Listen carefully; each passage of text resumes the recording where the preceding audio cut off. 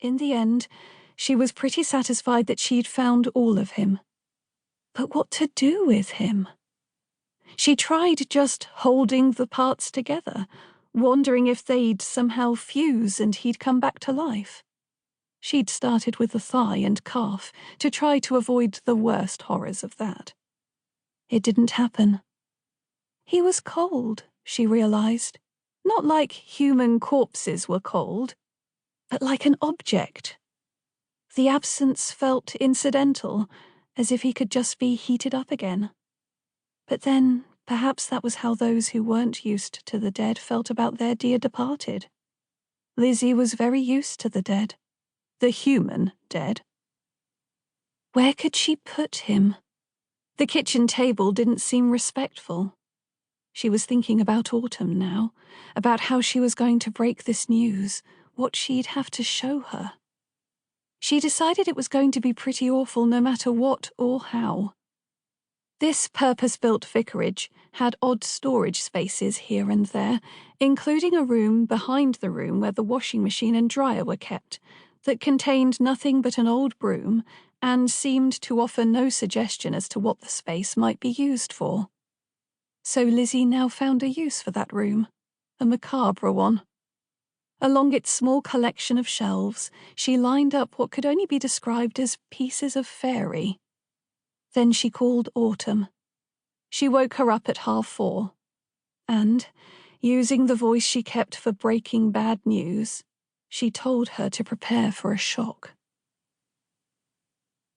An hour later, they both stood there in that little musty room, all the lights on, darkness still outside on this September morning, cups of strong, sweet tea in their hands, staring at what lay on the shelf.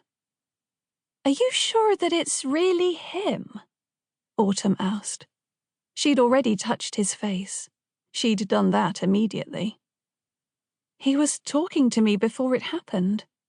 You always said there was an element of unreality about his nation, his people. When you went there, you said it was like a dream. A nightmare. It's almost as if when he comes here, he's a story, a prop in a movie." Autumn put down her cup and went to touch one of the exposed gold surfaces. Or maybe this is just what the attack or the blast or whatever that was did to him. I think you can call it an attack. He mentioned the fairy court and his father, as if something had happened to them. He said they were going to bring the war here, that we were all going to die. Autumn didn't even acknowledge the threat. So we were right about there being some sort of conflict going on inside the land of fairy. Some sort of civil war, fomented by the agents of Maitland Picton's people, whoever they are. They want to annex fairy, then us. She stroked Finn's hair. God, I was so fixated by him. Then I was so scared of him. Then you and I started to treat him as some sort of annoying... That was mostly you. Autumn looked momentarily guilty. You joined in. I think he was a person, of a sort that we hadn't really begun to understand. I'd say we should have a funeral, but the way those parts are, they sort of say to me that he can be fixed. Yeah. Autumn was silent for a moment. Then she seemed to decide she was going to say something.